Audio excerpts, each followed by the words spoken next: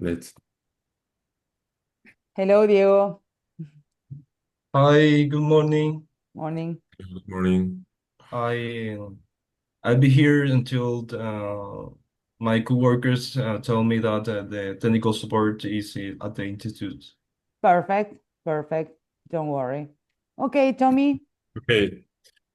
Okay. Yes. First of all, sorry for not being with you yesterday. Uh, yeah, but I really I'm expecting this course also as a professor. So let me just briefly introduce myself. I know that you did this introduction yesterday. Probably, well, we have heard about you, Mauro, so I think we are on the same page there. But let me tell you who I am. So yes, my name is Tomás, and I'm a researcher at CADIC, that is Centro Austral de Investigaciones Científicas, or it would be translated as Austral Center of Scientific Research.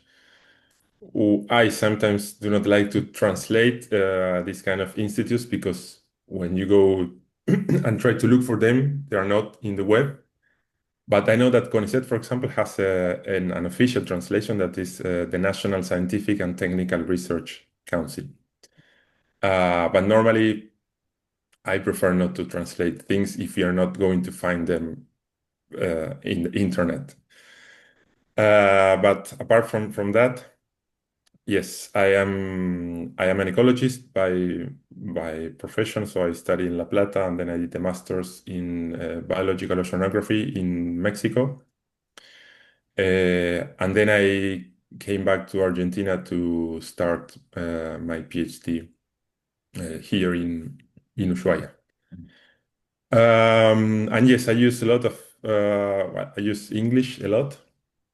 As you were saying, Mauro, for like every day. And yeah, the idea of this course with Kata is to be an immersive one, so we can start speaking in English from the very beginning. But the main objective, the main aim is to, yes, improve our communication skills, not only as speakers when you're giving a speech in a congress, conference, or an event in general, uh, but when we are writing. So it's not a properly grammar course of English, but we need to be on the same page on that. That's why we are having this week of 2 hours to be on the same page on the grammar aspects. But yes, the personally, I'm looking really forward to the in-person week when we are going to really dig deep into your issues, or yes, communication issues that we will try to improve it also all together, right? So that's more or less the aim.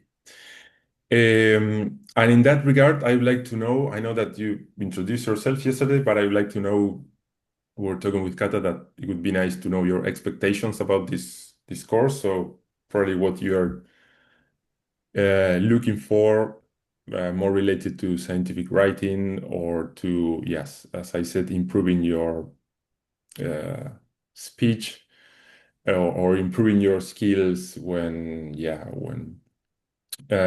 designing a poster, a scientific poster. But we would like to know what are your expectations with the course.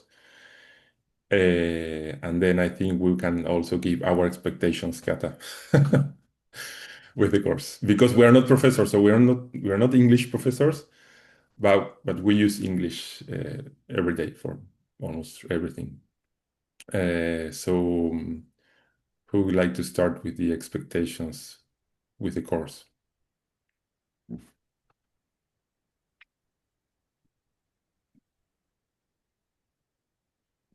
Well, I can start. As I said before, well, I would like to improve my fluence, especially in talking. Um, I have some issues when I have to improvise a conversation, start a Zoom meeting and start talking about something, and someone ask me a question, I had to think vocabulary and phrases and and models to communicate. And in the other hand, I think that I, I'm familiar with when I have to read or when I have to write with some tools. That's not the problem. I would like to talk and to have uh, tools to talk appropriately. As Diego, I think Diego talked yesterday, said that this is a very good opportunity to to know each other and talk between different perspectives and different levels of English. And well, I think that is a very good opportunity to improve uh, our communication skills. Thank you, Mauro. Yes, indeed, this is the main. We are here, yes, all together, and yeah, in terms of also pronunciation. Well, if you had the experience to speak with people from the US, from England, from Australia, from I don't know, from Scotland, Germany, Scotland. We all from love Scotland, Scottish yeah. accent. If you had the chance to understand the Scottish people, uh,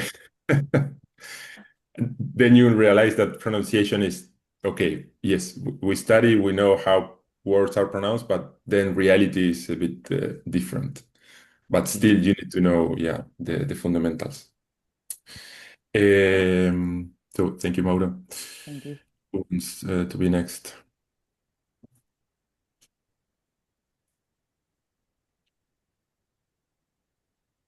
I can be the next one Yeah, if you please. want to. Well, good morning. My expectations basically is I want to try to start speaking in English fluently about work. And the thing is, that's one part, and the other part is I'm now just starting to write papers or reports and stuff like that. But I do it in Spanish and then translate to English, but I want to start writing in English just from the beginning. I think it's better than translate, but I'm not sure. I don't know how to do it yet because I don't have the structures, and maybe here I can find that. So yeah. Thank you, Luz. Yes, during the in-person part of the course, we are going to do that. You will have time to, yeah, start thinking in Spanish and then converting your ideas in English. But yeah, this is a matter of practice. So there's no miracle on on writing. If you start writing in Spanish and then in English or vice versa, it's a matter of practice. So thank you, Luz. Who wants to go next?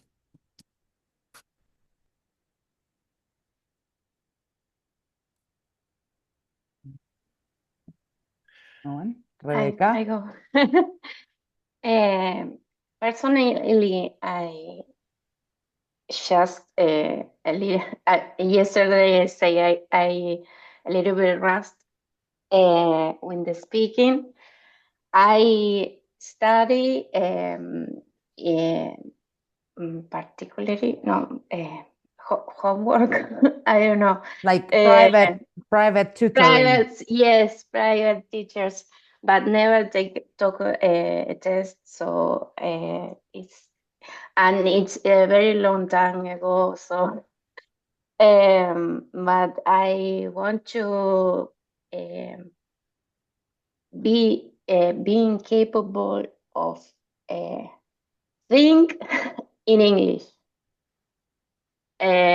So I don't I have don't do the translate and then speak. This is my aim. And then, of course, the writing in English first. and not the translate, because I think some things is missing in the translation. So I want to like writing in the English directly. Mhm.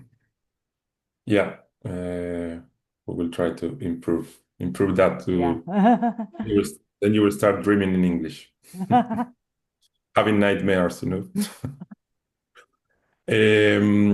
Okay, he wants to be on stage next.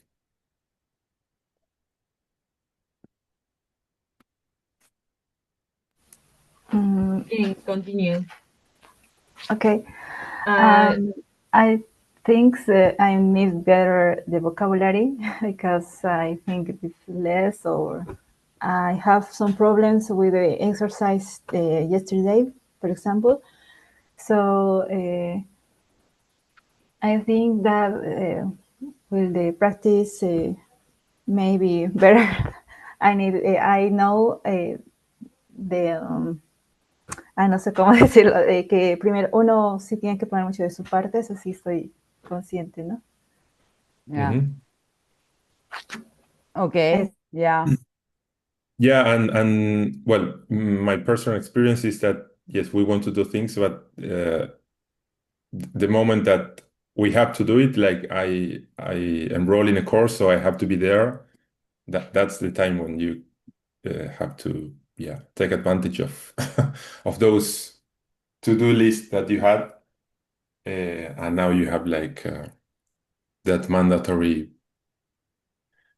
course that Yeah. yes. In Mhm. in the sense of vocabulary, in English, it's in some way it's similar to mathematics. You can learn a lot, but if you don't practice, you will not remember things. So vocabulary, it's improved, it's enlarged by practicing. If you had some particular trouble yesterday, we can talk about it later, and maybe I can readjust the not separate you, but readjust. First, give you a few exercises, different exercises, and then you do the other exercises. But it will take a lot of practice. You don't get vocabulary just by reading words. You have to use them actually to remember them. But yeah, we can talk about it, so we can like adjust these little things as we go, because this is a multi-level course, which will make that some of you will be fine and some of you will have to work a little bit more to get to the, not to the same level, but to get through the course.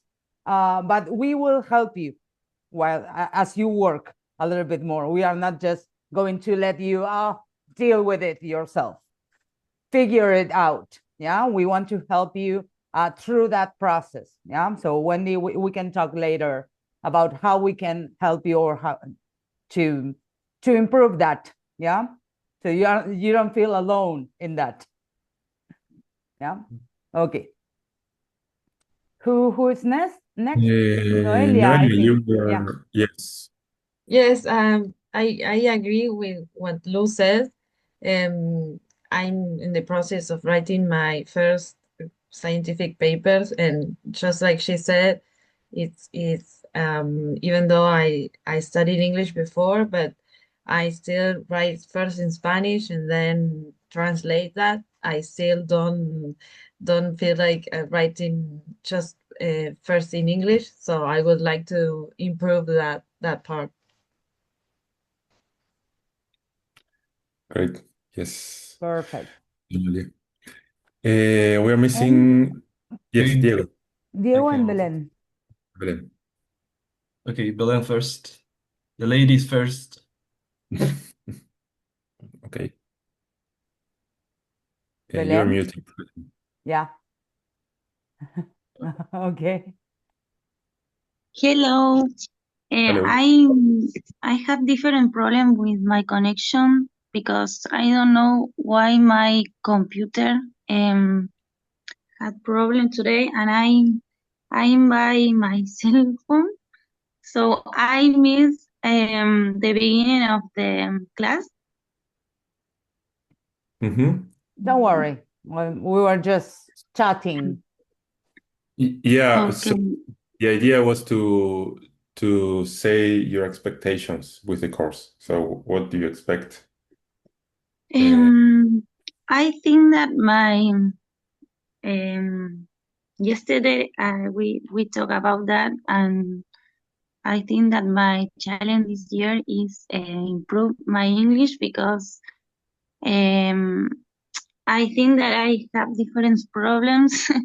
Like sometimes when I try to tell, or the way that I tell something,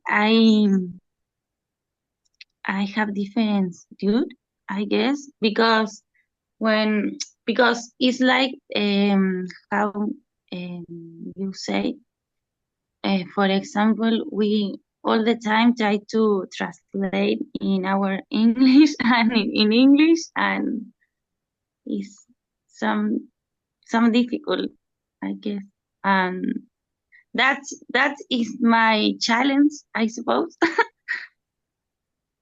Okay, to so change that. Mhm. Yeah, as we were saying, it's mainly a matter of practice, but yes, of course, you have to start at some point, and I think a course and the materials, the resources that the course provides, like this, yes, these videos or the handbook that you already have, and exercises are the way to go in order to improve in general English and any other language. Thank you, Belén. Diego, yes. Yes, in my case, I just wanted some course that pushes me to learn grammar. I've been in before in other courses, but I did not well because I do not like to learn grammar, to study grammar. And and now in my professions, I need English to in now I have to write a paper, and then I see that grammar is really important. And yeah, that's my main purpose here in this course, to have a safe place to learn grammar and to practice my speaking skills.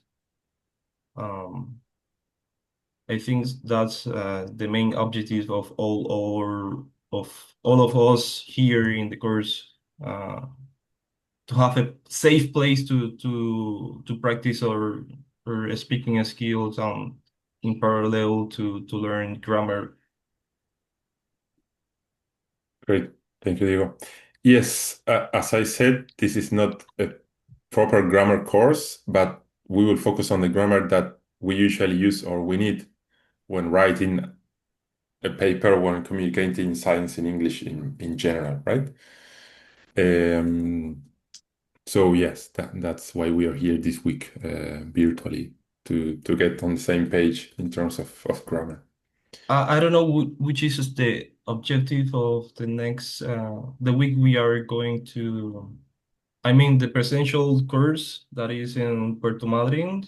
I don't know which is the dynamic of that part, if it's just for the speaking skills or. No. No. Well, one of the objectives is that you do like a full immersion, and you can start thinking in English and using whatever English you know. But during that in-person week, we are going to be covering all the tools that we need in paper writing. So we are going to have a section about the grammar resources we use for introduction, then materials and methods, then results, discussion, cover letters, waiver request, a little bit of role playing. It's on the cards Yes. for us to practice speaking, but mainly it will be focused on how to approach the writing of a paper, yeah, and what tools we need to do that. So you can stop thinking in Spanish and start thinking in English when you're writing a paper, because otherwise you're doing the same work twice. You're thinking Okay. in Spanish, you're writing in Spanish, and then you have to turn that into English. And when you translate from Spanish, the problem is that you can see that in the writing.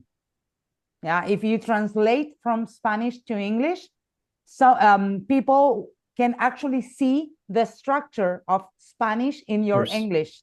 And that's when you will be required to review your English, yeah, because it doesn't sound native.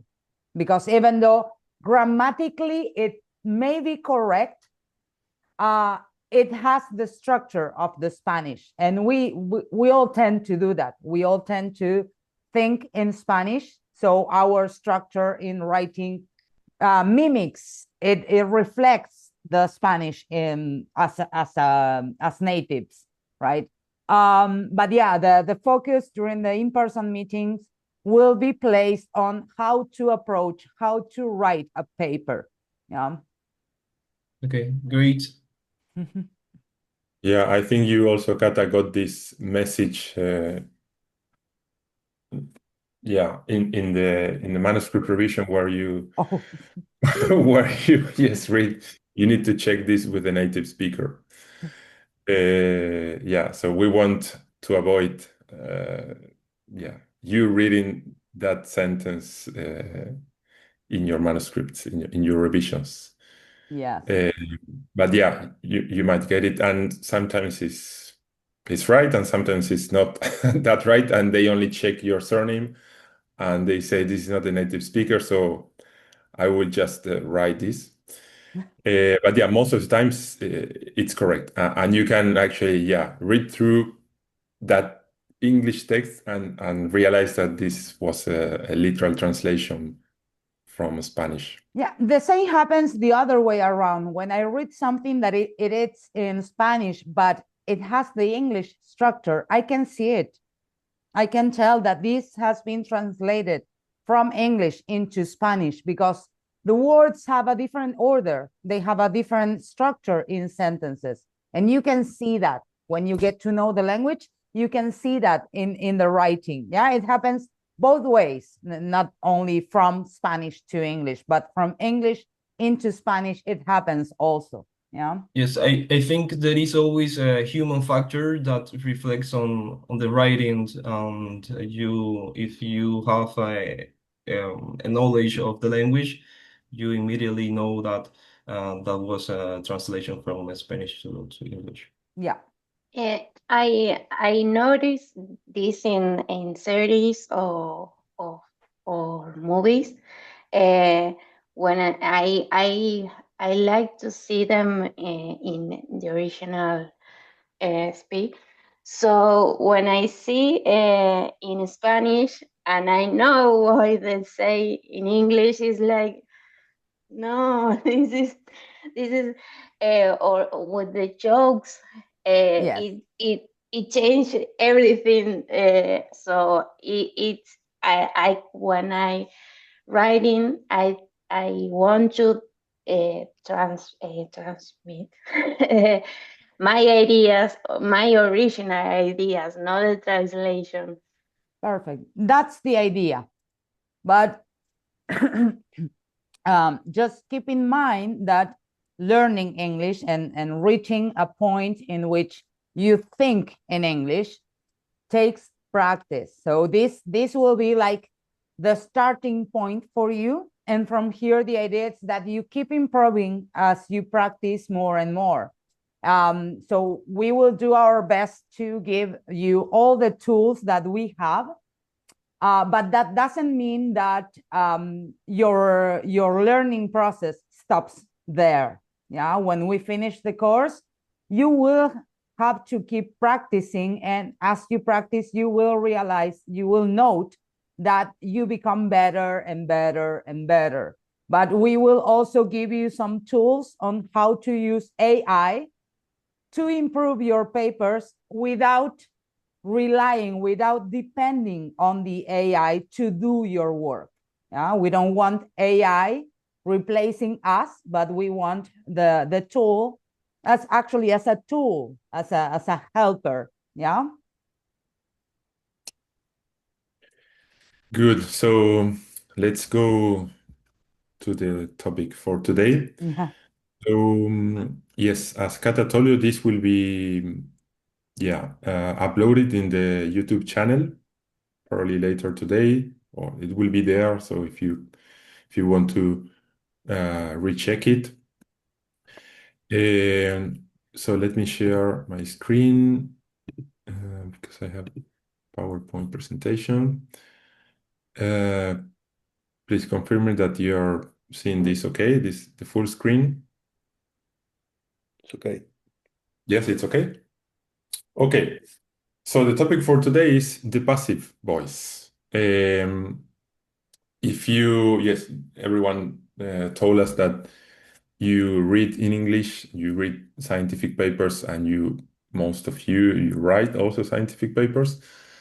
And the passive voice is a voice, in contrast to the active voice, that we use a lot. And it's a passive, and it's a voice where you emphasize on the process, on the idea, and you do not emphasize on the subject, or it is obvious that the subject or who did that process or activity or analysis or study is obvious. So we want to focus on what was done and not who did it. This is more or less basically the main aim of the passive voice. And in terms of structure or grammar, the passive voice is formed by the verb to be. Of course, you have to consider the tense. If you saw this yesterday, if the tense is past, present, or future. So you need to adapt this verb to be to that tense. And then that is followed by a past participle, or the third column, or verb 3. So in terms of the verb to be, there are different categories of the verb to be that are used in the passive voice. And yesterday you saw what does bare infinitive means. Does anyone remember what bare infinitive means in the verb to be? Yes, when you add the ing at the end of the word, and Uh, mm, More or less, it's where it's the moment when we skip the two, right? So we only use the second part, or the be part of the verb to be. In terms of the present simple, the verb to be is modified depending on the person, if it is singular or plural, and we use is, am if we are referring um, to ourselves, and then we use are for the plural. In terms of past simple, the verb to be need to be adjusted to was or were, depending if we are using the singular or the plural form of the verb to be. And then the continuous, probably, Diego, you were referring to this, the continuous way of, yes, translated the verb to be is being. So this is something, an activity that is happening uh,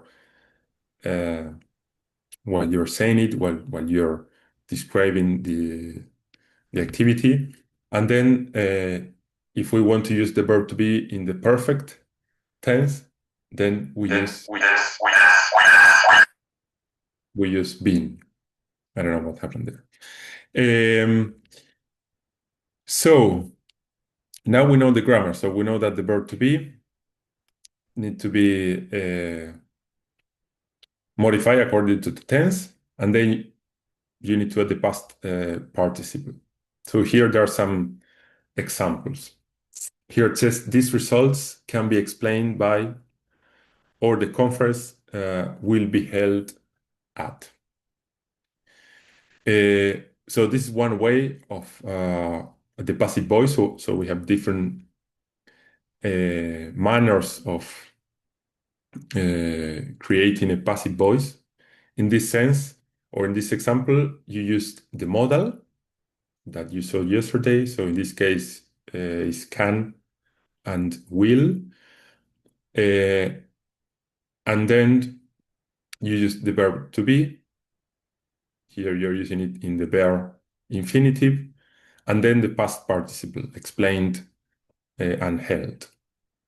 So this is a way of using the passive voice and using the modals in its infinitive form, can and will. Here we have another example. It says it should have been finished by now. So there you see that the modal is in the past, and then we are using this form of the verb to be that is have been. So we describe an action that has already finished, that is in the past. And of course, at the end, you need to use the verb in past participle. In this case, it's a regular verb that ends in ed. We are going to see this later in this week. But the important thing is that you need to modify that verb into the past participle aspect. Then we have another example. It says these results appear to be explained by, and here we have, of course, the subject, that is these results. Then we have the verb in the present tense, appear in this case. And then we have the verb to plus be, which is the bare infinitive plus the past participle. So in this case, there's no modal here, but it is just the infinitive way of the passive voice where we use the present of the verb and the bare infinitive. These results are explained.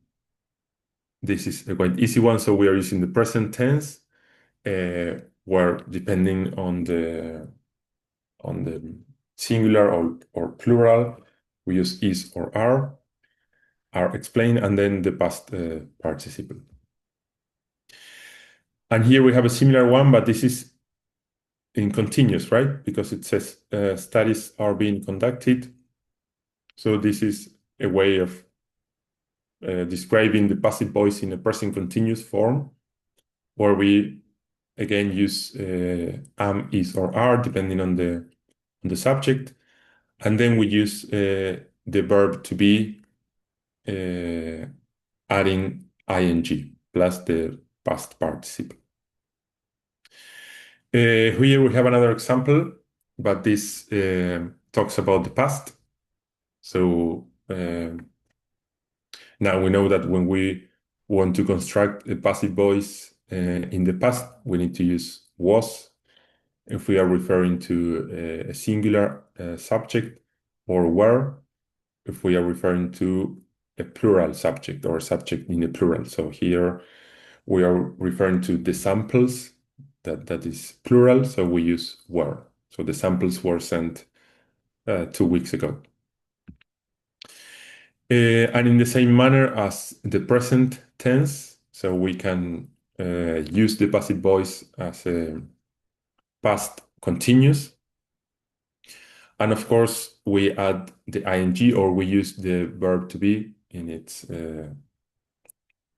continuous form, that is being plus the past participle. Then this is another example that we use a lot when writing and when speaking.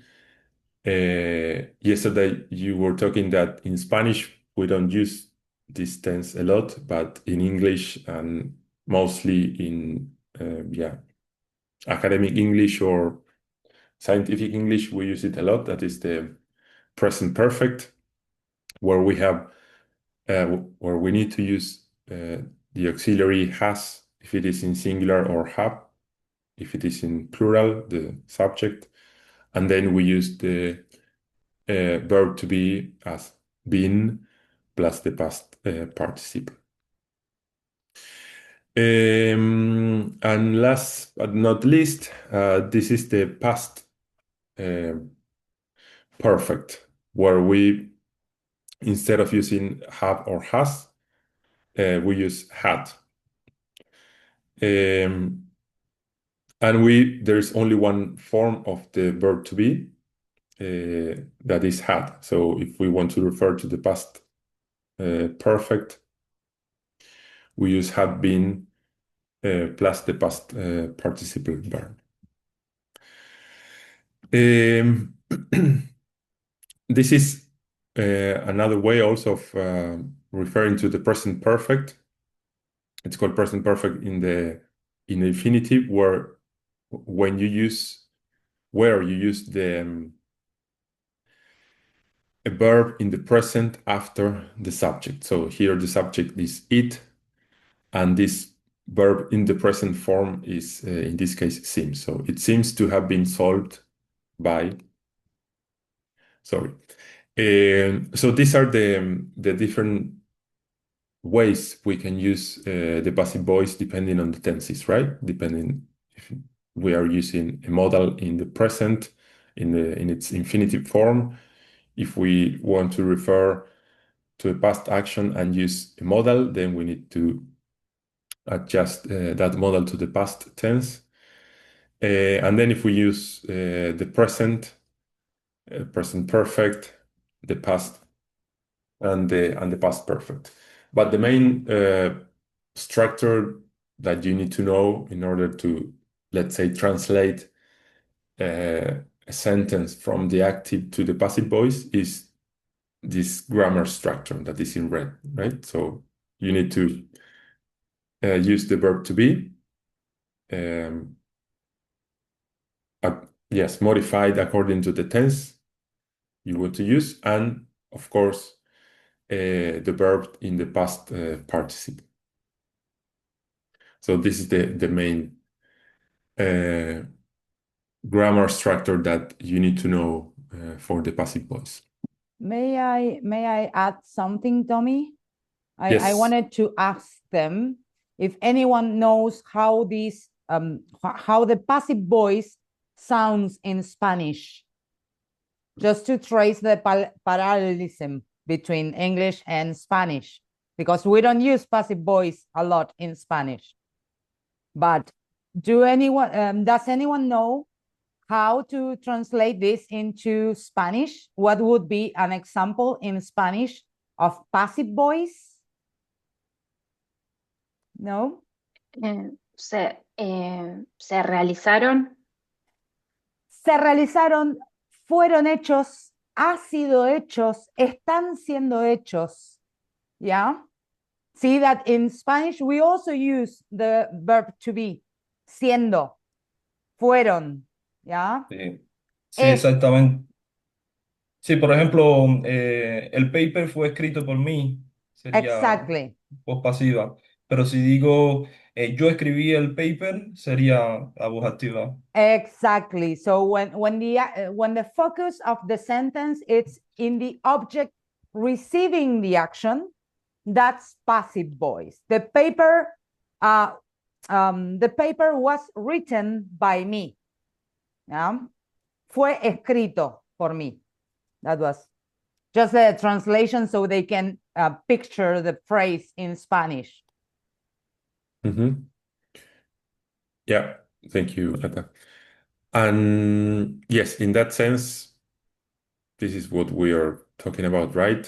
What's the main use of the passive voice that has to be with the emphasis that we want to make in that sentence. And in the passive voice, the emphasis is, as you said, Kata, in the one receiving the action, right? So, and also academic example, the results will be published next month. So here, we want to emphasize on the results and not on, for example, who analyze the results or who took the data to perform those results. So the most important thing here is that the results will be published. And if we want to emphasize on the action or the result in general, then we can say, for example, the experiment was conducted for 6 months. So here we're using the verb to be in the past tense, that is was, and of course we are modifying the verb conduct or to conduct in the past participle form, that is conducted. And as I said before, the passive voice is also used when the actor or the person or the people that have done that or that have, yes, performed the experiment, the data analysis, or wherever you're referring to, is unknown and important or obvious. So sometimes, most of the times, we use the passive voice a lot when writing a scientific article because the authors are already in the first page of the article, right, of the manuscript. So you don't need to say again the authors or we. Sometimes we use it. I sometimes like to use the active voice to, yes, to say that we were the ones doing this, but it is quite obvious who has done that study or that analysis. So we can also use the passive voice when the actor is unknown, unimportant, or obvious. So here it says the chemical reaction was observed after 10 minutes. So it's unimportant, irrelevant who observed the chemical reaction, but the chemical reaction itself, right? That was observed by someone. It doesn't matter who did the observation. This is clear. So the different uses, the grammar, because we are now doing a smaller exercise. So I would like to double check if how the passive voice is constructed and the different uses is clear to you.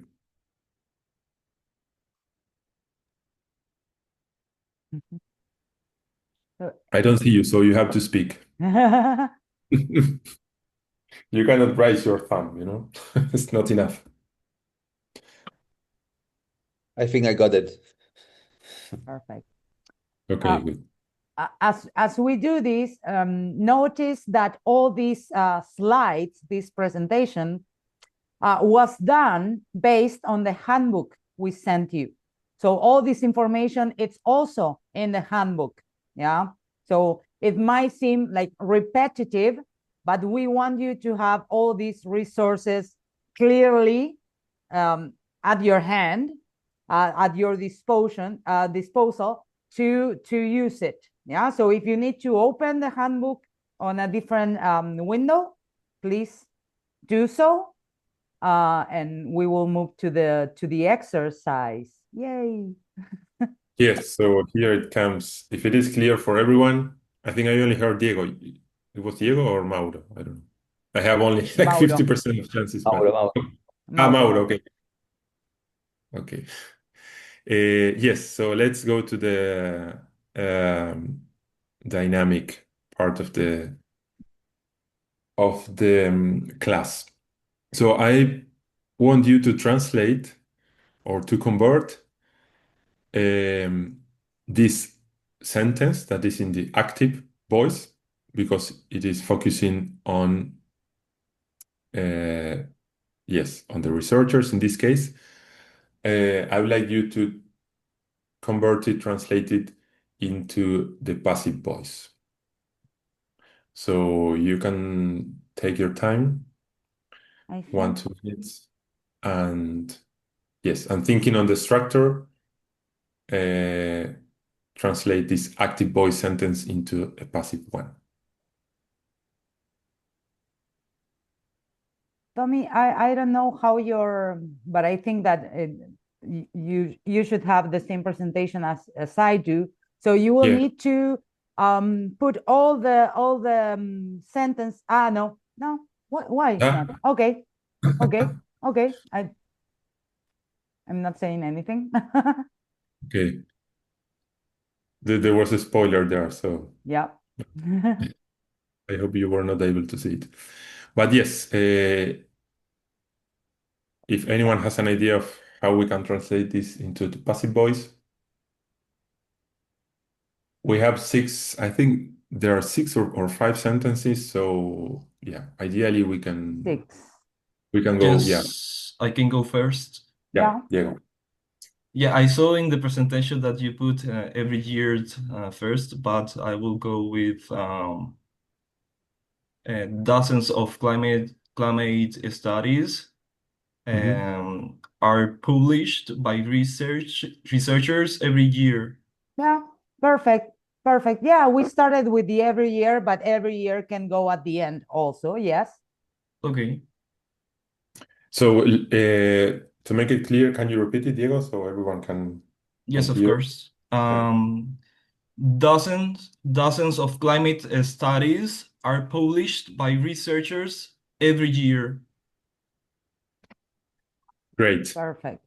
Yes, that's how you can convert this active into a passive voice sentence.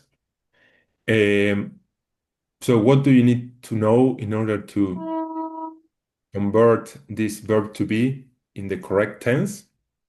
You need to know which tense the active voice sentence is using, right? So here it says researchers publish dozens of blah blah blah.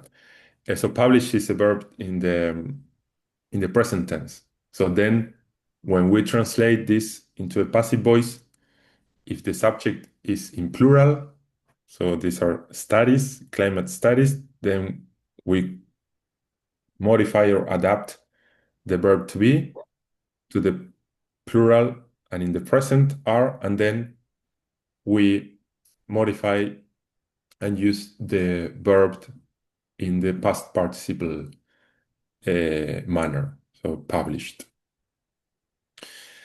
So yes, and we want to, let's say, skip researchers, right? Because we don't want to focus on the person, on who did these publications, but on the publications itself. So yes, thank you, Diego, for that. Who wants to do this second one? So it says the assistant recorded the results in the laboratory notebook.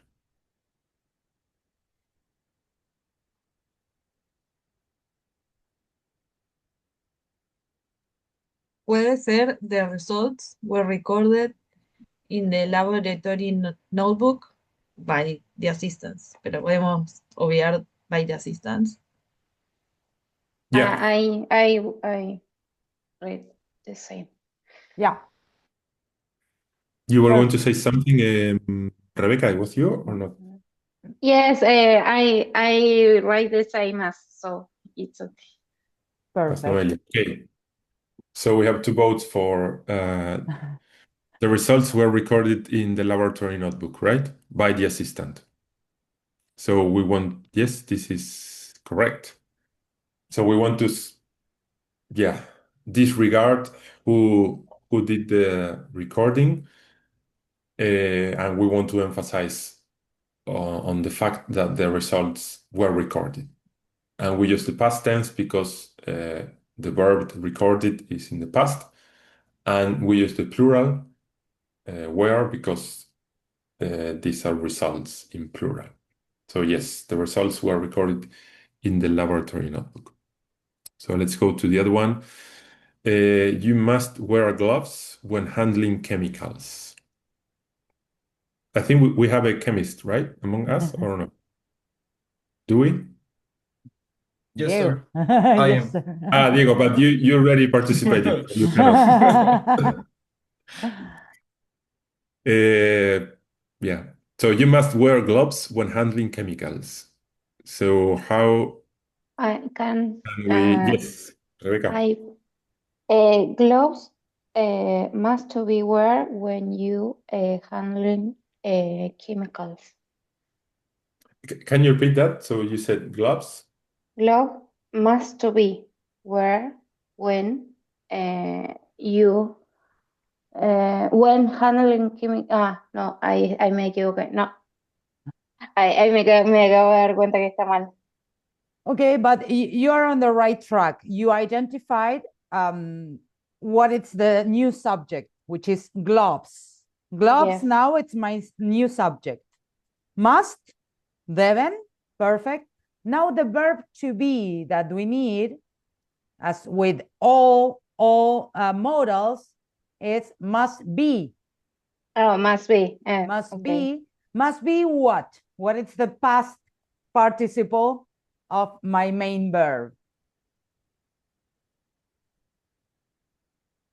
Must be in use? No, must be in You could say must be used. Must Yeah. be worn. Must be worn. Worn. Worn. use. Yeah, when handling chemicals, gloves must be worn. Worn. It's a little bit it's complicated to pronounce that word. Worn. Yes, it's perfect. Yeah, and this is how you spell worn. Yeah, it's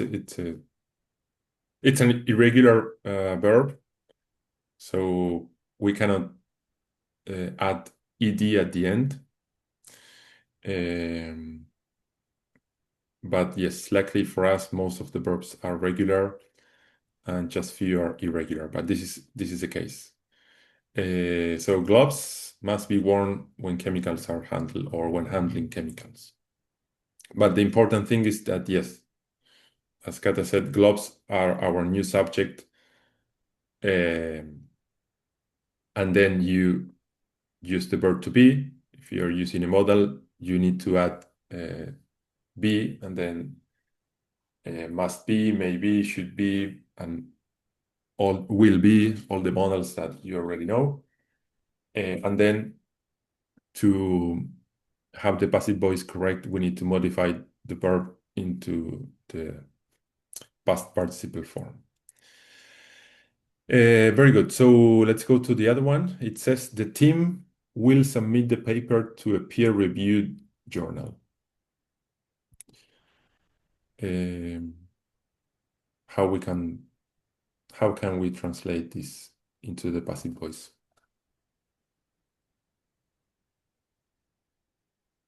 I can try.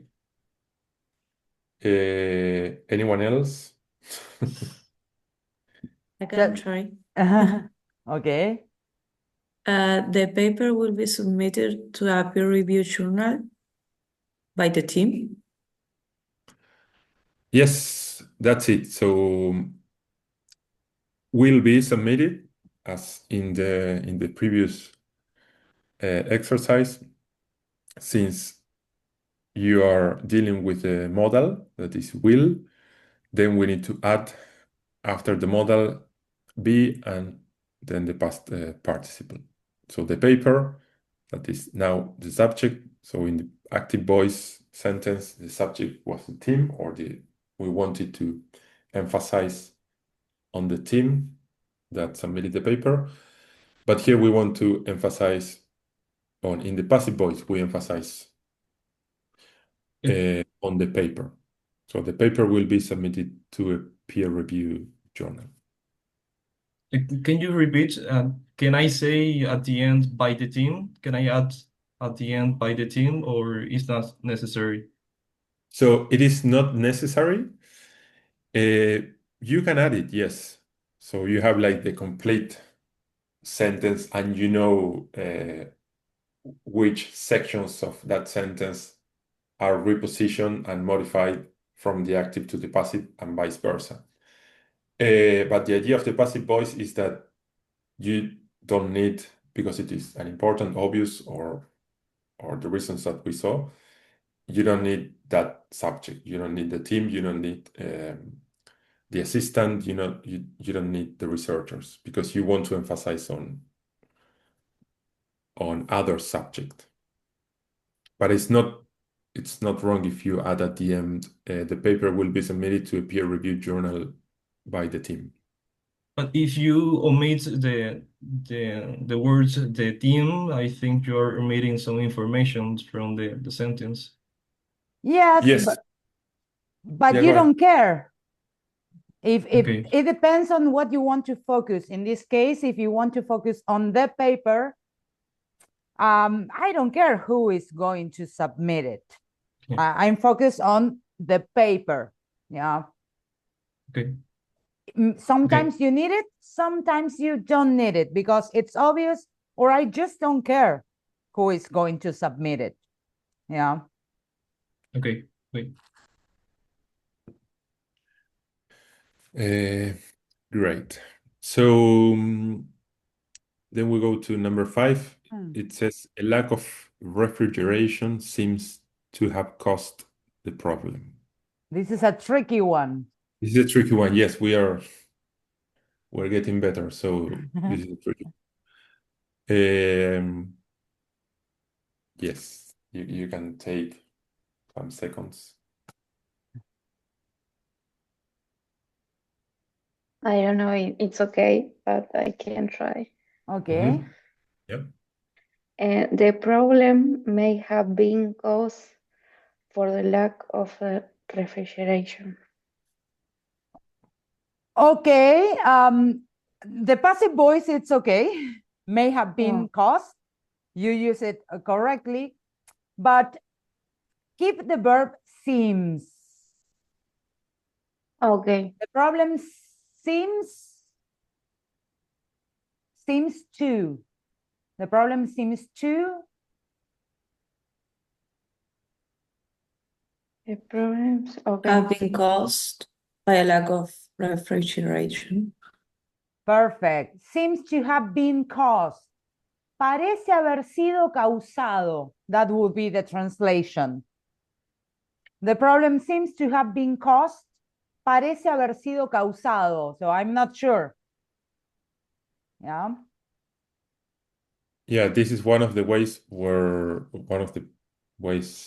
using the passive voice when we have a verb in the present, right? So here the verb is seems, and then we use to. So it seems to have been caused by lack of refrigeration. Yeah, it's a bit tricky because it has like many parts. The verb in the present, then it has to, then have been, that is the tense in present perfect, and then the verb in the past participle form. Yeah, it's not very common, but it's good for you to know that there is a structure within the passive voice that is like this. Sorry, seems it's referring like a probability. Yeah. Yes. Parece. Like, Okay. you will never see this phrase in a paper, for example, but you can hear it. Maybe Yes. you can hear it in a presentation. Why you will not see this phrase in a paper? Because in a paper we will try to use less words. The shorter the sentence, the better in English academic writing, actually. So it's really rare to see, or unusual to see this sentence in a paper, but you may hear this. Yeah. Oh, yeah. It seems to have been caused by something. Okay. Yeah, but it tells you about the probability. So a low probability of happening, because you're using like some, yes, It's an something vague or something that it is not like 50% or 0.7 of probability. But yes, it exists, and you can say also the problem appears to have been or any other verb in the present form. But in scientific writing, we don't use it as much, and we want to, yes, be simpler and precise, right? So you usually do not use this kind of words where you cannot precise something. Yeah, Okay, we thanks. are most likely to use the option that you gave, Rebecca, might have been caused. When we are writing, we most likely we will say the problem might have been caused by, because it expresses the same. It's talking about a probability. Yeah. Okay. Yes, okay, thanks. Yeah. And then the last before the short break, it says scientists have developed a more efficient vaccine. Um, so how can we translate this into the passive voice? I can try. Okay. A more efficient vaccines have been developed by scientists. Everyone agree? If we put are developed, it's not okay, the tense, or If we are referring to this particular sentence, yes. it's not okay because you need to use the tense of the sentence, of the active sentence. And your new subject, it's singular, more efficient vaccine, only one. Mhm. But um, efficient vaccines are developed by scientific, it's not scientists, it's not okay. Yeah, it are developed, it is a passive voice form, but Yes. you are not preserving the same tense. Here we are Okay. using present perfect. Okay. So you need the have or has. Okay. How do I choose between have or has? I look at my new subject. In this case, it's just one vaccine, Yes. which tells me I need to use has. Okay. So a more Has. efficient vaccine has been developed. Has. Been developed. Okay. Yeah. So it is not incorrect what you were saying, Belen. But But then, it's related to the how the berries ¿cómo es? Ay, no me sale la palabra. But I understand It's just to the preserve correction. the tense. They use Okay. just to keep using the present perfect, Mhm. because it's not the same. If you say are developed, son desarrolladas, it means that it's something that it's happening all the time. Son Yes. desarrolladas. It never stops. In this Yes. case, it started in the past and it's still going on until today. Han sido desarrolladas. Mhm. In the future, maybe new ones can be developed. Yeah. Yes. It's just preserving the tense. It depends on what Sí. you want to say. But the structure of what you said, it's correct. Are developed, it's still passive voice. It's just using a different tense. So it's transmitting a different message.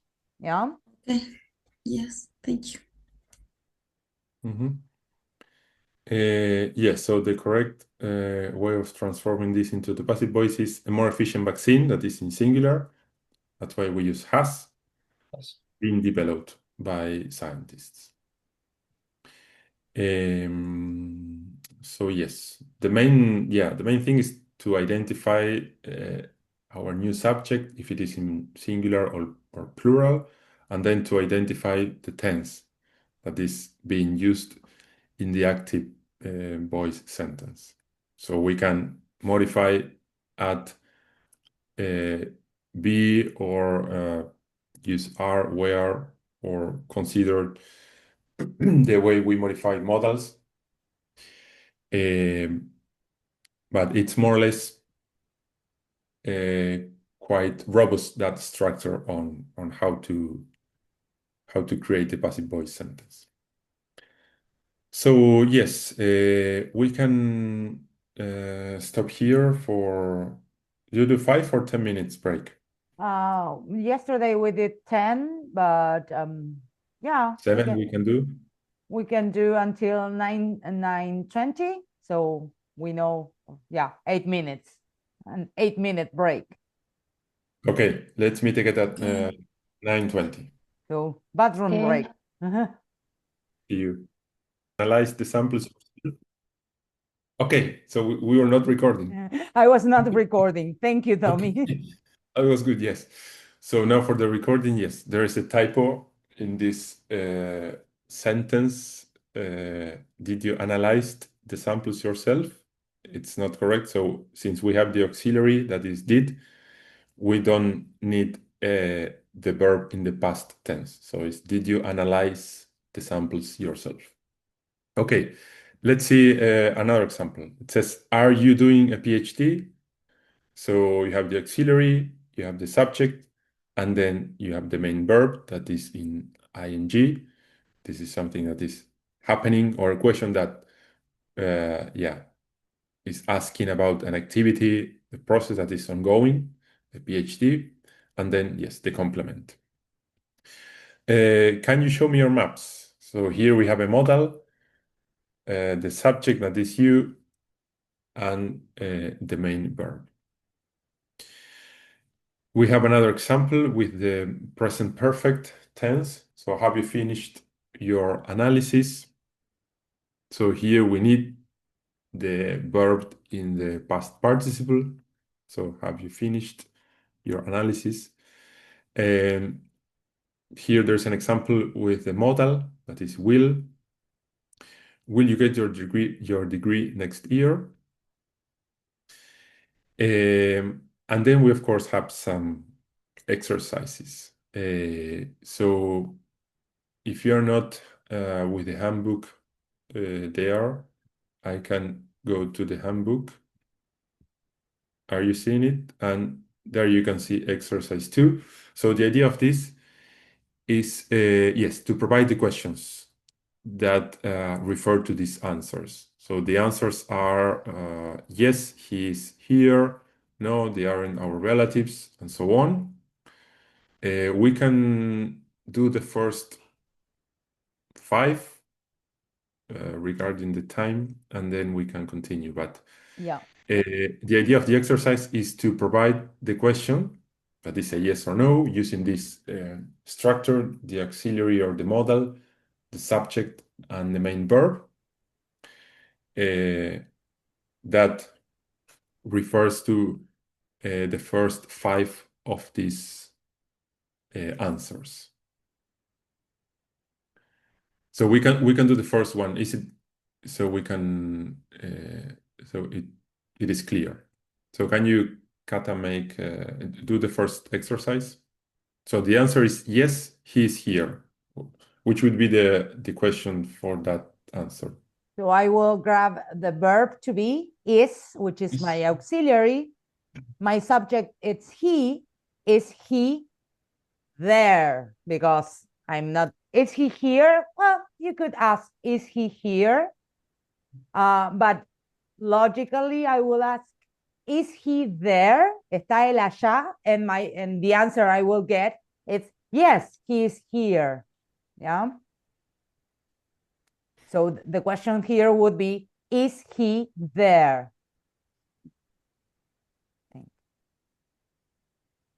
Very good. So for the second one, no, they are not our relatives, or they aren't our relatives. Would Yeah, you? I go Yes. first. Are they your relative? Yes. Or aren't they your relative? Um, well, yes, depending on what you want. If you want to confirm that they are their relatives, you could ask, aren't they your relatives? Yes.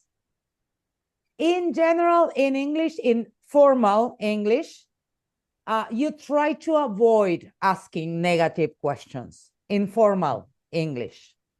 Okay. Informally, if you are talking to someone socially on the street, maybe, yes. But when using formal academic English, you will try to avoid using negative questions. Yeah. So that Okay.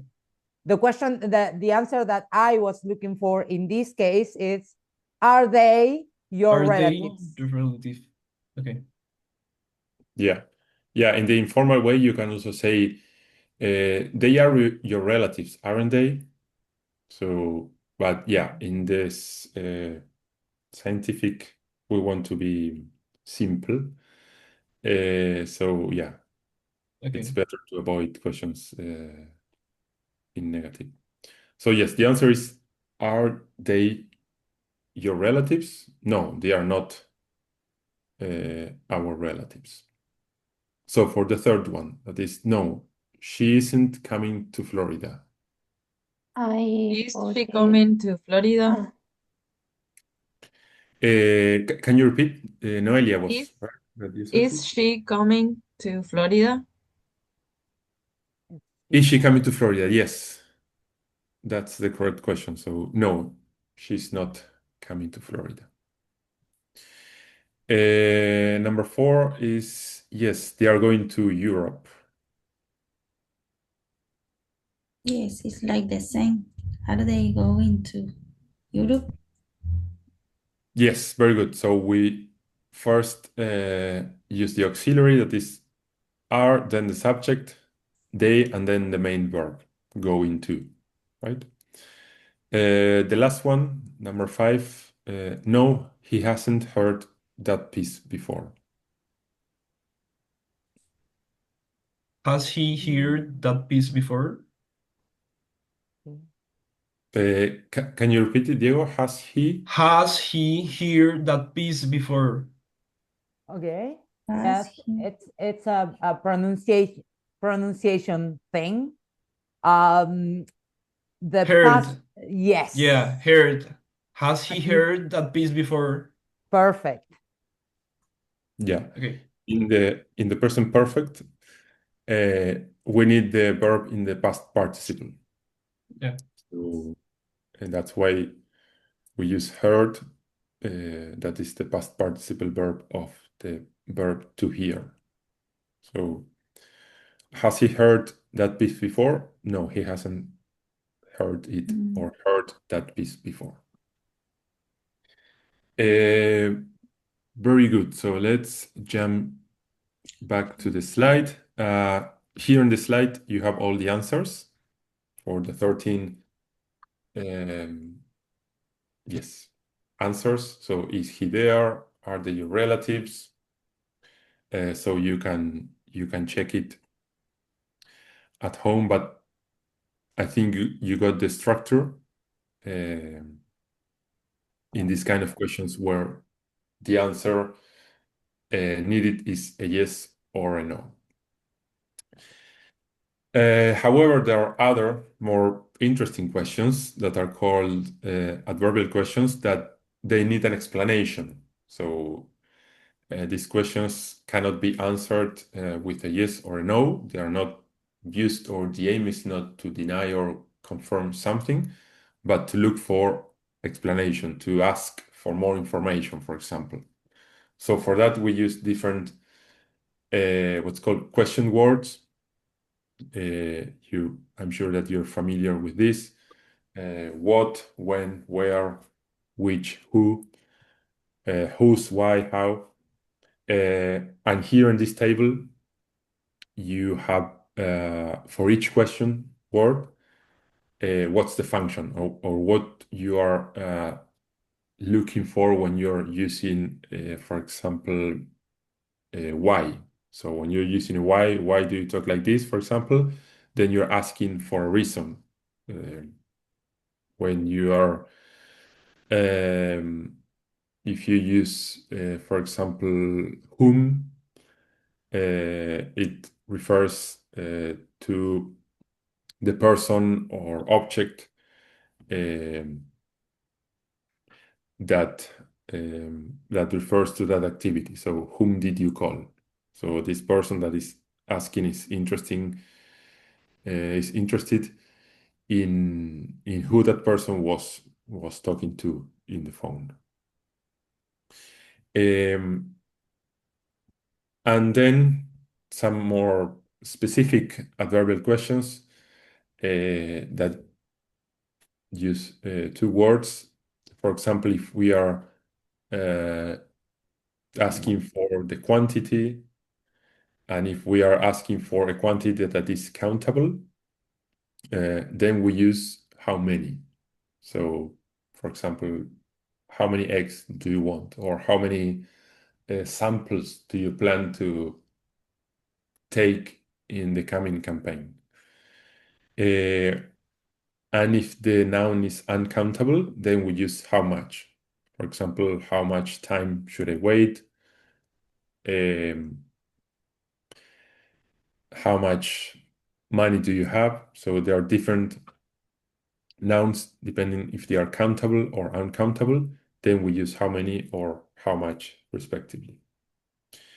And then also referring to the how, you can use it to ask about frequency.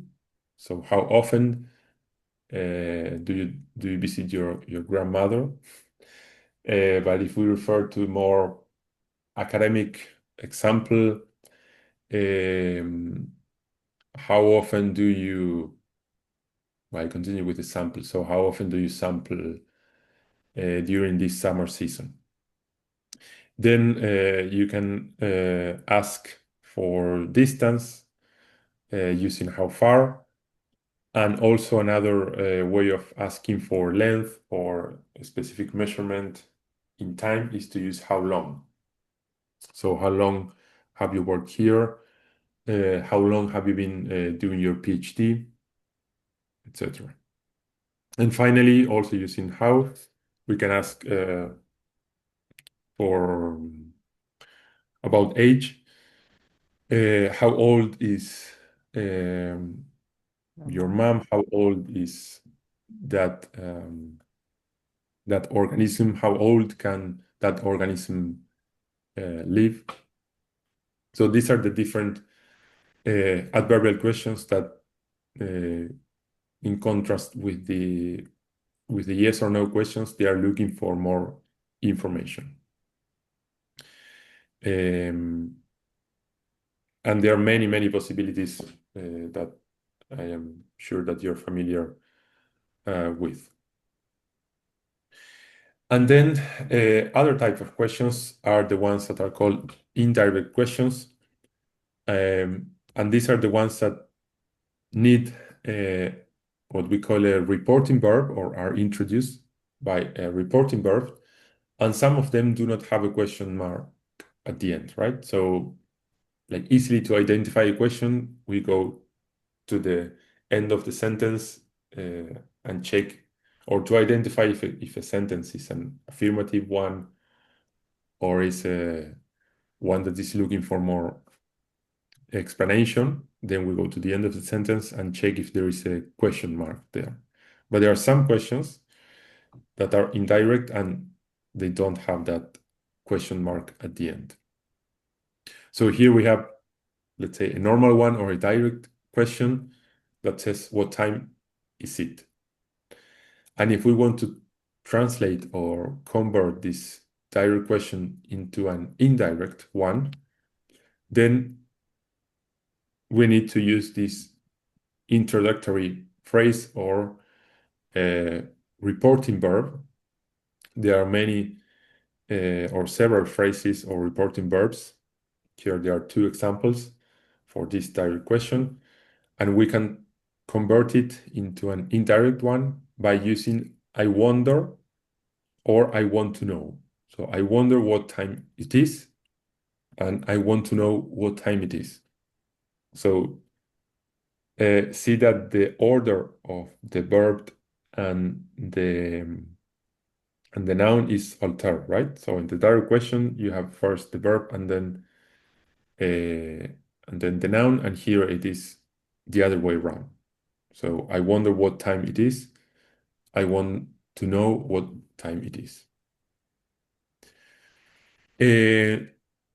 But then we also have indirect questions that do have a question mark at the end.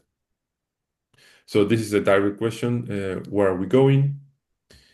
And this is an indirect one. So could you tell me where we are going? So see the differences or the replication between the verb and the order between the verb in the direct question and in the indirect one. So here we use It's like a more polite, no? Yes, it's a more polite way of asking. Yes. yeah.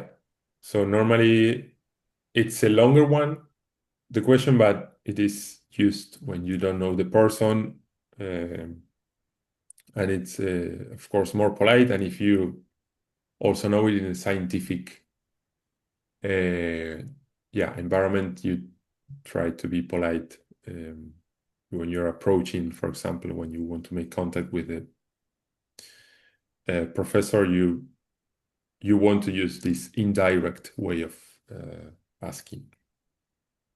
So where are we going? Could you tell me where we are going? So see that the alternation of the order between the verb and the subject. But there are other indirect questions that do not change the order, and these are the ones that are used when we apply this structure. So when we have the subject it plus be plus an adjective, or follow this adjective by an infinitive. So this seems to be quite complicated, but if we want to translate this direct question into an indirect one using this structure, so who is going to be selected? We can say it is not clear. So here you have the it plus the verb to be, that is plus the adjective that is clear. So it is not clear who is going to be selected. Then you can also use another way where you add after the adjective the infinitive. So it is hard to know who is going to be selected. So after the adjective hard, then you use the infinitive to know. So these are different ways of referring to indirect questions. So ones do have the question mark at the end, but in most of the cases, indirect questions do not have a question mark at the end. But you can identify them by this introductory section. So I wonder, I want to know, and then this more complex structure where you need it plus be plus an adjective. And this will, of course, come and be useful if you apply it, right? So if you use it, if you find these indirect questions useful, because what we normally learned from the very beginning in English classes is the way of asking directly, right? So using these adverbial questions when where you have this question word that can be what, how, and so on. But normally in scientific environment, we try to use indirect questions. I'm So, yes. I'm fixing something in the PowerPoint. So when I upload the PDF, it's correct. Just as a note, we are not expecting you to like be perfect at doing this. This is the first time that some of you heard about these structures. So we are not expecting you to remember or to get it right perfectly the first time. But this is an introduction because we will be working with indirect questions during the in-person meetings during our week in Puerto Madryn. So just so you get to know them a little bit and you know that they exist. Then when we are in the in-person component, we are going to keep working and keep practicing these kind of questions. Yeah, and I think it is, I was just thinking, how do I ask when I'm at a conference? So how do I normally ask to the speaker? And I normally use this kind of questioning, right? So I don't ask like straightforward what time it is, what time is it? So I say, okay, more politely, I would like to know what time it is, or I would like to know how you did this analysis, or how did you do that analysis? So you try to be like, I would say the best practices for a conference, for example, is to use this indirect way of asking. Yeah. Also for emails. Yes. Also for emails. Yeah. No, these are Okay, the let's go answers. to, yeah, let's go to the exercise 2.3. If you, these are the answers, so I will Yeah. go to the handbook and yes.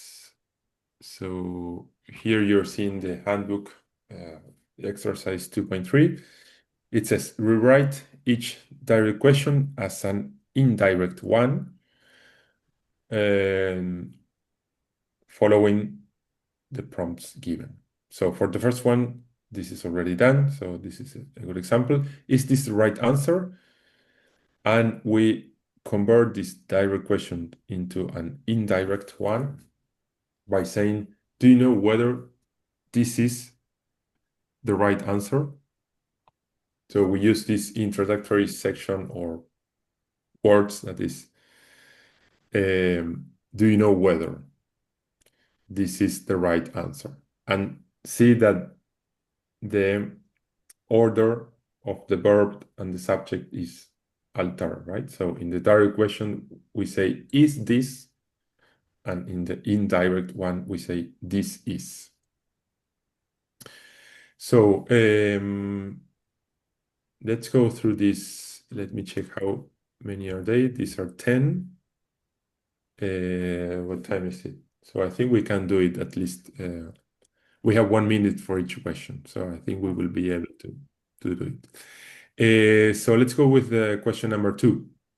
So how would you translate this direct question into an indirect one? So the direct question is, what time does the train leave? So who wants to guess how this is translated into an indirect question? It could be, do you know what time the train leaves? I'm not Yes. sure. Yeah. Yes, that's it. And what did you do to convert, yeah, to create or to build the indirect question? So what did you look in the direct question to create the indirect one?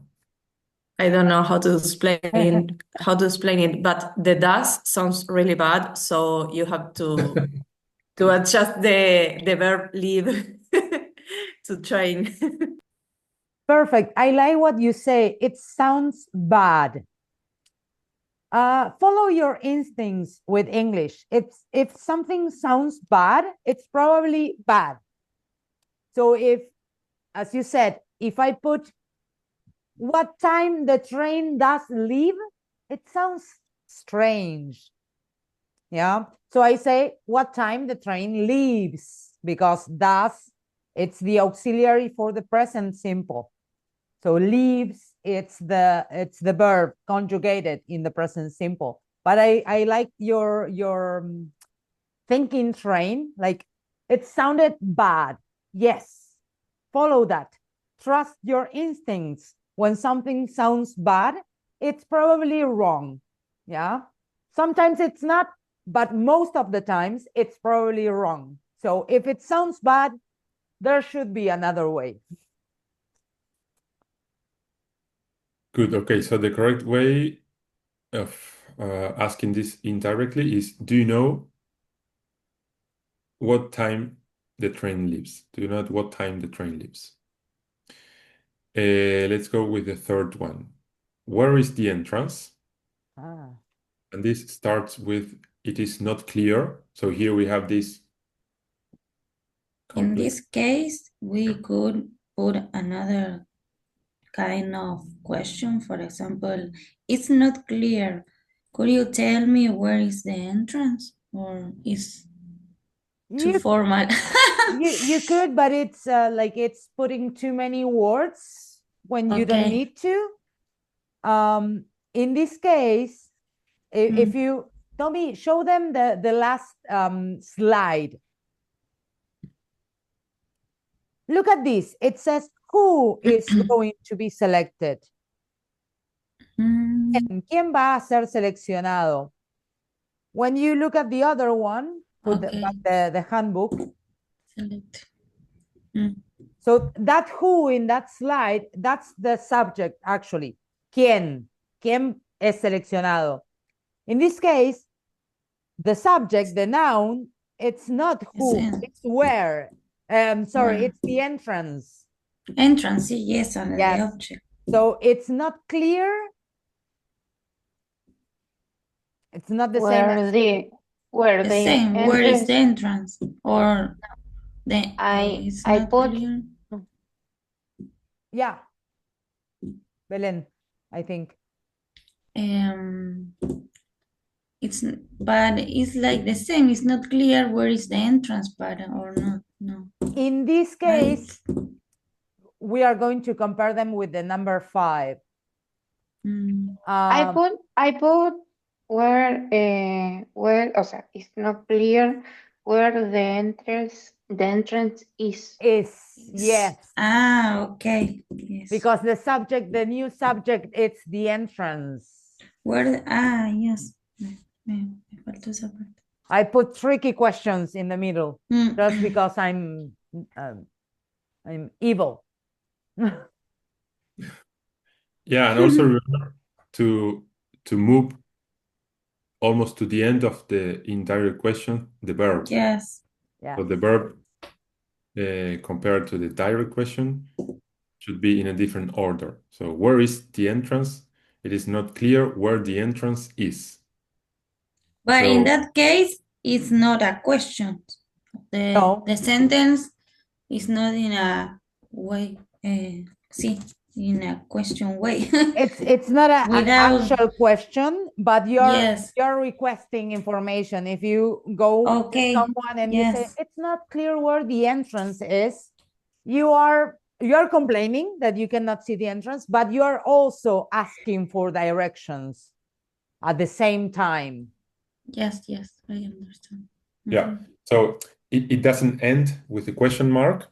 That's one of the main differences with the direct and the indirect question. But it is a statement where you're asking something. You're asking for the entrance, for a clear sign of where the entrance is. For me, it needs another sentence like, could you please clarify me? Or after that, Yes, more Also, polite. could you please tell me where the entrance tell is? me. It's Sí. another way, Yes. yes. It's another way to ask politely, yes. But with two more words. Yeah, but it's another possible It's way. enough.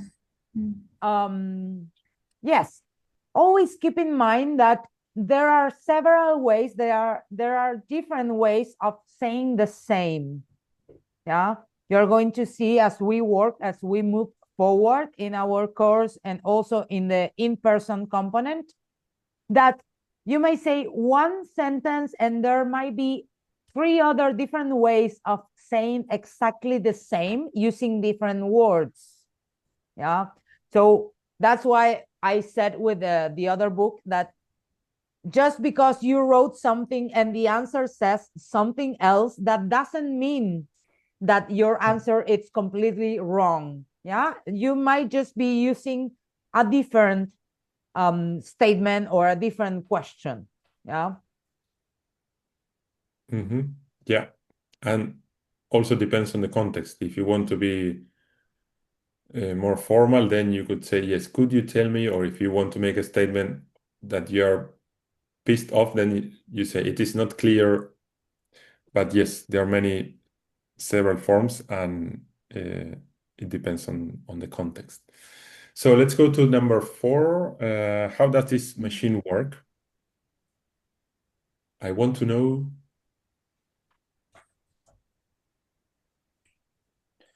How this machine works. Yes, it's very similar to number 2, where you have the auxiliary does, and where you need to, as we said, move the verb work to the end. And since we know that this is in present tense, then we say works, since it is this machine, a singular one. So I want to know how this machine works. Very good. Let's go to number 5. So who was he? The same, putting was at the end. They didn't know who he was. Yes. And here we are correct with the no. So after the auxiliary in the past, that is did, you need to use the infinitive, right? So you don't say they didn't knew. You say they didn't know. They didn't know. Yes. They didn't know, yes. But you maintain, of course, the past tense of the verb to be. So they didn't know who he was. And you alternate the order compared to the target question. So the verb goes to the end. Number 6, when does the final examination take place?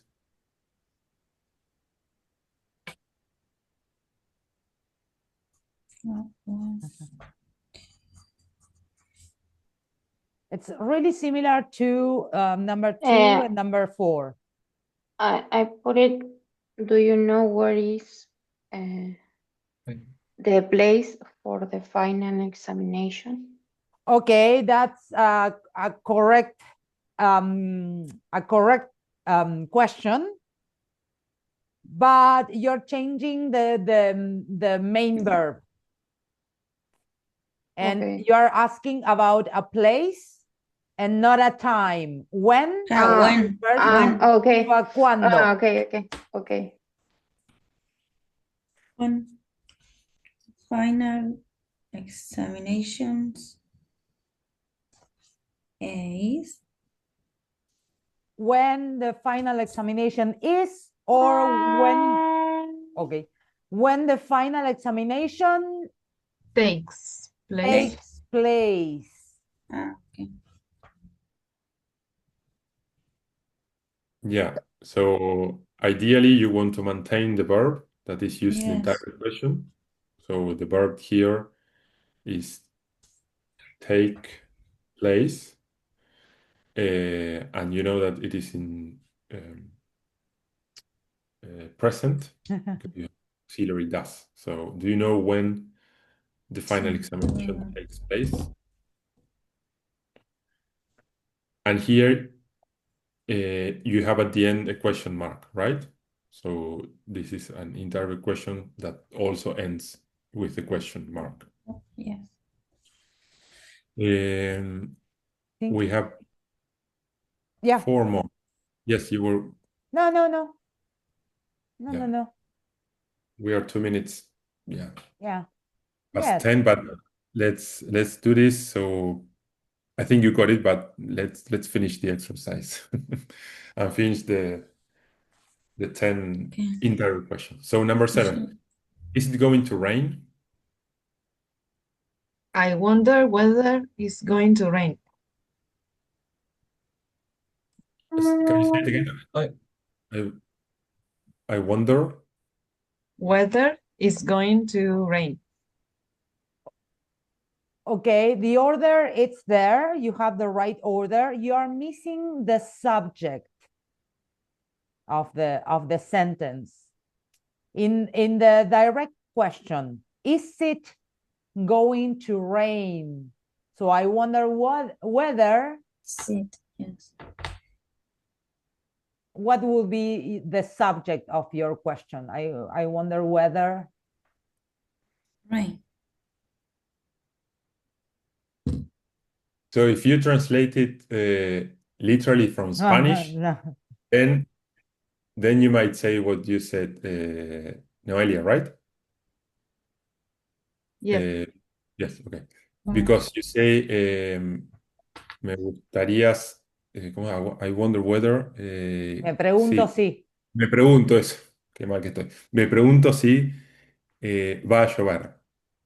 Me pregunto si va directamente A llover, no. al verbo, ¿no? Entonces, si vos usas esa estructura gramatical del español y lo traducís literalmente al inglés, vas a llegar a algo como I wonder whether it's going to rain. It is.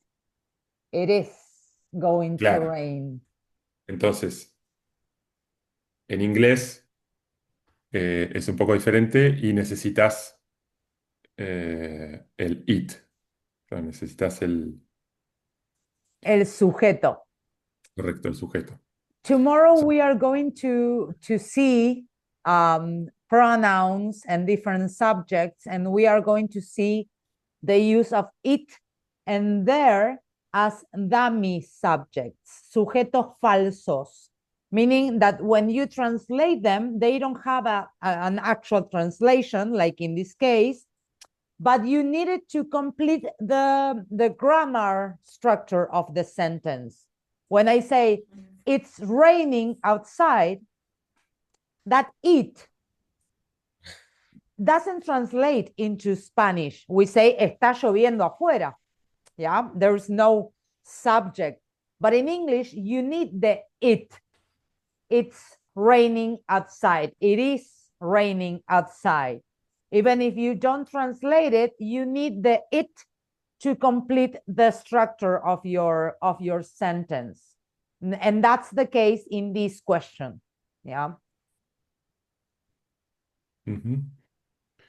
So the last 3, number 8. How do thunder and lightning occur? How do thunder and lightning occur? Can you explain?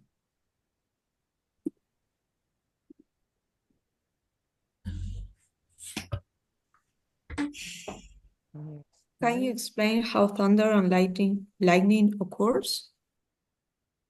That question mark, I think so. Almost there, yes. So since this is plural, so you are referring to thunder and lightning, then you use Okay, so occur. yes. That's all. Yes. But if you had only thunder, so how does thunder occur? This would be the right direct question. Then you say in indirect way, can you explain how thunder occurs? But yes, you need to be very careful on how the auxiliary is used. So if it is in the plural way, because it is thunder and lightning, then you use the verb in the same manner. So can you explain how thunder and lightning occur? Very good. Number 9, why did you tell me to wait here? I would like to know.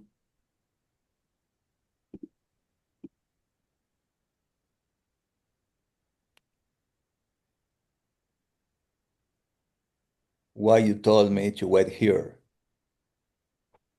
Yes, so you identify that there is an auxiliary that is referring to the past, that is did, and so you use in the indirect question the verb in the past. So I would like to know why you told me to wait here.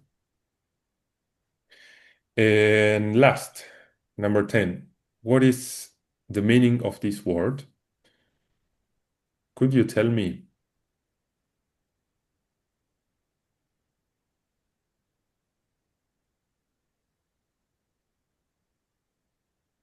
This word meaning. Oh, You're on the right track. You're on the right path. Could you tell me the meaning of this word? No. No. Okay, could you that would be a correct question. Could you tell me the meaning of this word? Yes, that would be a right question. You can also say, could you tell me what the meaning of this word is? Or is. Yes. But the first one you propose, it's correct also. Yeah, so you can shorten that. You will get the same answer, so you will get an explanation of what that word means. But let's follow like the full structure, and then you would say, or the correct way is, could you tell me what? So you maintain this question word. So what the Yes. meaning of this word is. So you move the verb to the end. And here, since you are starting with could you tell me, then there is a question mark at the end. So it is an indirect question that has a question mark. Or you could rephrase it. You could say it, could you tell me what this word stands for? Okay, yes. Yes. Yeah. Yes. Stems for, it's a more formal way to ask, but yes. Yeah. Okay, and the answers are are these ones, right? yeah. So you have them in the PowerPoint presentation. So you have the full answers, but as we talked, some of these are or can be rephrased, and you will get the same answer. But the idea, yes, for this exercise is to understand the structure. What do we need to modify from the direct question to convert it into an indirect one? And yes, if you want to keep practicing, mainly what we have seen about these days, so the passive voice and the different types of questions, then this is the place where you can go. So to this book that got pasted in the chat, and these are the units. Yeah. Yes. Guys, I'm sorry, I need to leave the meeting. Perfect. We are finished unless someone has questions about yesterday homework, but you're free to go, Diego. Thank you. Okay, thank you very much. Bye-bye. Yes. See you, bye-bye. So questions. Indirect ones. Indirect ones. Yes, so we have until 10:30 if you have any question regarding today or yesterday. And yes, you can watch as many times as you want this video and check what we have said. Yeah, I'm already preparing the email with the PDF for the second day. So you should be receiving it like now. Like now. But I don't know if there are any questions regarding any subject. I know that all the contents might seem like a lot of information. It is a lot of information. And as I said yesterday, we are not expecting for you to like be perfect at the exercises or remember everything just because you heard it once or twice. Yeah, these are like tools that we will be using during our in-person sessions. And the idea is that you get to know these tools or these resources and that you start using them. The only way to learn something, it's by doing it. And by doing it, you're going to make mistakes. We are going to make mistakes. None of us, it's perfect. None of us, it's a native speaker. So you will hear us make mistakes. You will find mistakes sometimes in the slides, even after we have checked them, because sometimes it's difficult to spot, to see those mistakes. But yeah, practice makes the master. So what we want you to do is to start becoming friendly and getting used to using English. Yeah. That's it. That's So it. if there is no question, I we have questions. Yeah, Rebecca. With the conditionals too. Okay. Unit 14,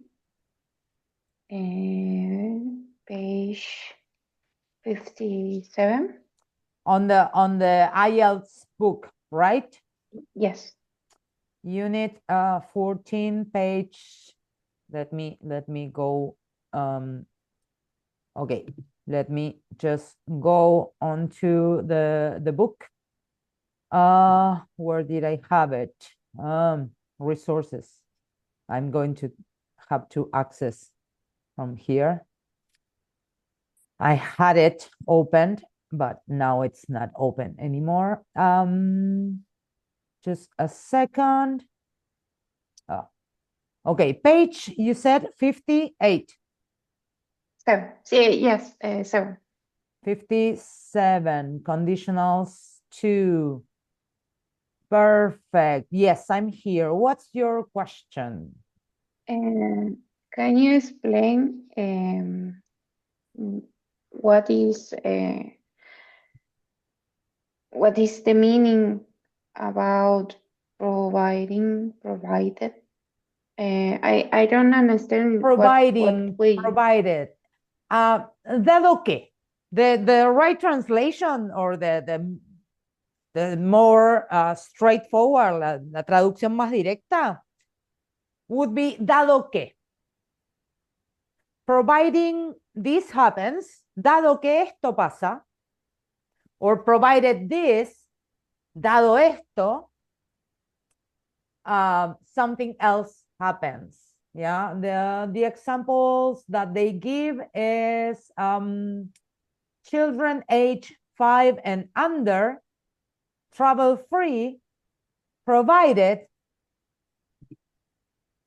as long as on condition that they do not occupy a seat. In this case, they use it as solo en caso o solo cuando. I'm going to share you my screen. Compartir. Yeah, share. You're seeing, yeah, the book, right? Yeah. Yes. Here, they use it as an alternative to if. Una Okay. alternativa a sí. No sabía, no estaba segura si era como un reemplazo de o está bien. Está bien. No entendía a dónde iba, digamos, la explicación. This Ahora, is ahí. a more formal way to say if. I could say the same. Children age 5 and under travel free if they do not occupy a seat. Sí, solo sí, no ocupan un asiento. This is a more formal way to say it. Provided, as long as, on condition that. Solo cuando. Yeah, the meaning, there's not a one only, one single translation for provided. But you can use it in this sense, provided as if, provided, and you can also start the sentence with provided in the same way as you start the sentence with if. Okay. Yeah. Okay. And they can use on condition? No. Yes, on condition that I would not start a sentence using on condition. Just because it sounds strange. Just Yes. because native speakers will not use that phrase in that way. But provided, yes, provided they do not occupy a seat, children age 5 and under travel free. Yes, you can Okay. use it. So it's a formal replacement for if. Okay, perfecto. Gracias. Yeah.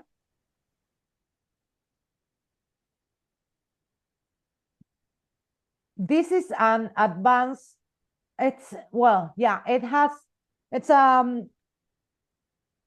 multi-level book. The idea of this book is to prepare you for the IELTS test, which is an English certificate that it's required in most European countries and also in Australia and New Zealand. When you want to do or attend university there, they will ask you to present the IELTS test.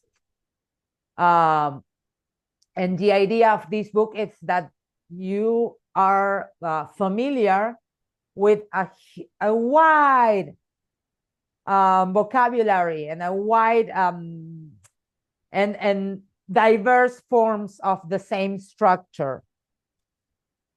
But for now, my interest is that you learned let me see, it's more important for me, that you learn the structure of these sentences. Yeah.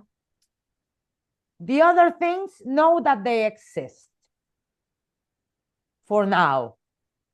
As you practice more, you will become more fluent, you will become more comfortable with English, and you can start expanding your uses and your knowledge.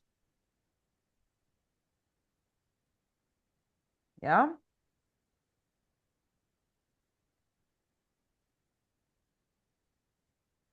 Perfect. I have another question Yes. about the exercise, but Yeah. I'm looking for that.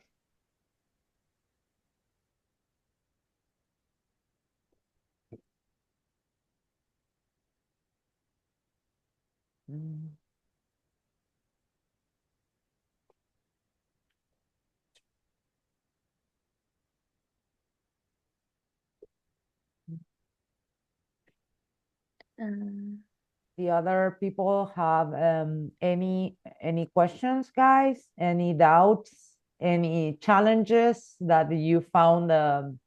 Maybe you found the exercises like too difficult?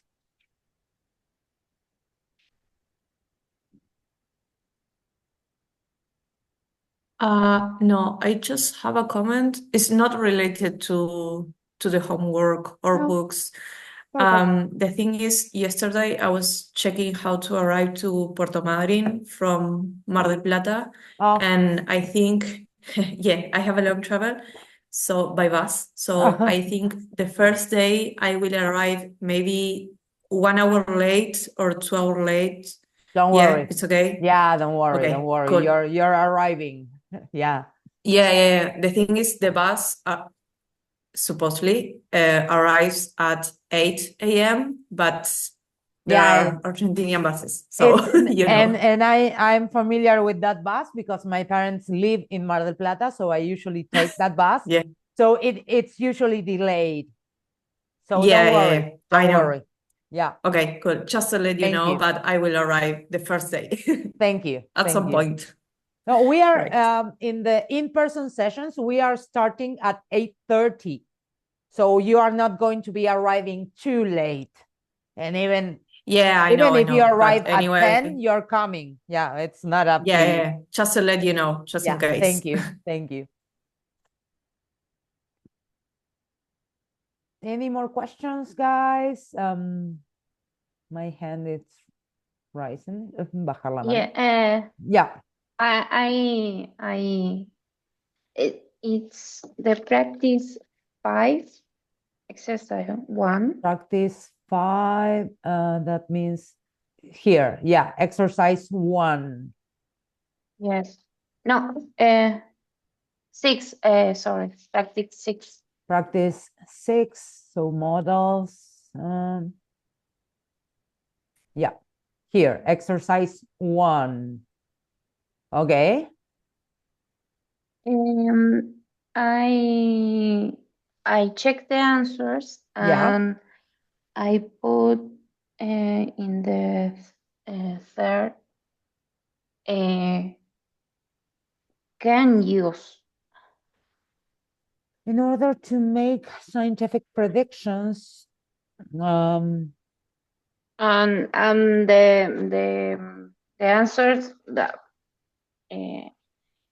that it's right, but I don't know.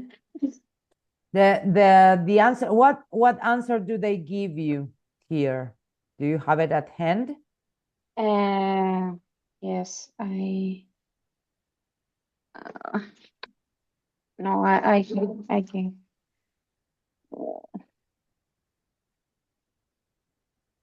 Let's see if I can find it. That will mean 290. This is practice 6. Yes.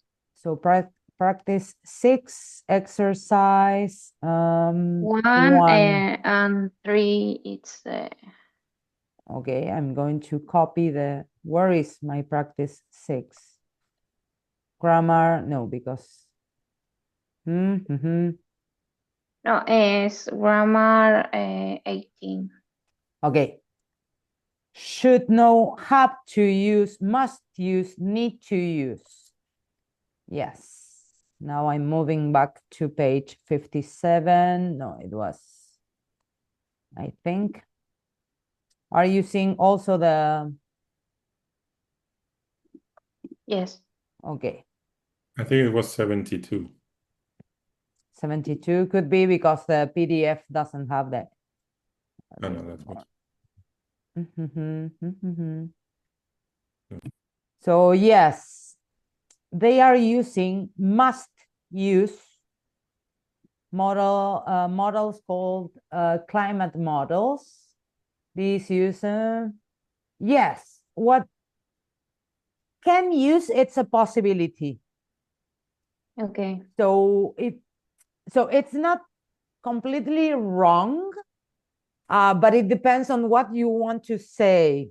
Here they want to express a need, an obligation. Okay, okay. That's why they use must or need to. And I'm trying to find the question, the answers that I just took a picture from here. Yes. So it's not that you cannot answer can. but it will change the meaning of the sentence. They can use this. And if you say they can use mathematical models, after that, I will expect something like they can use this, but they are using this instead, or they can use this, but they also can use another thing. Okay. In this, it's this. Oh, I understand what the the idea is, meaning is. as they keep talking about the mathematical techniques, Yes. Oh, okay. it means that the previous sentence it's expressing a need or an obligation. In this case, they use must use or need to or have to use. Tienen que. They are obligated to use Okay. them. Yes. It's just about That's what you want to say and how the rest of the text continues. okay. Okay. I understand. Thank you. You're welcome. And that was it. Yes, Okay. it's the I don't I can see what it's not done, but now it is. Thank you. Perfect. Perfect. Okay, guys, we are close to 10:30. If you have more questions about today's exercises, please write them down. Tomorrow we are starting with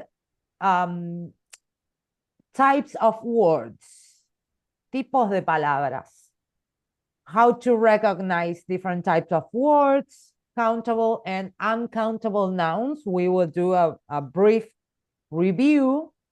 And I think that I got like over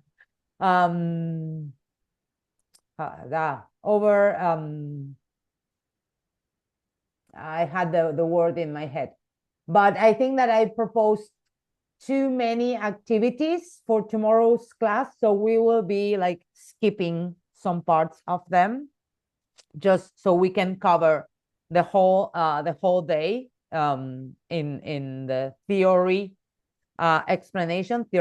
explanations. But yes, tomorrow we will start with what we call parts of speech, las partes del discurso, yeah, different types of words. I like this part very much because it will help you understand English a little bit better, and it will help you with time and practice. It will help you increase your vocabulary, yeah, and notice little mistakes in your writing that before you were not aware of, yeah. So I hope that you have a nice day. Try to do some homework. If it's not about this IELTS book, use the other ones I sent in the chat.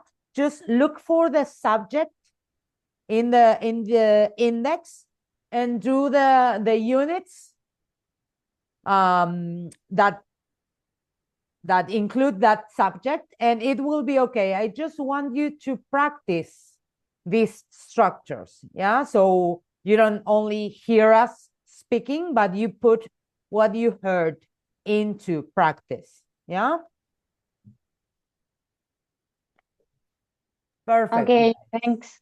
If See you. Okay, see you tomorrow. Have See a you nice tomorrow. day. Bye Bye-bye. bye. Bye bye. Bye.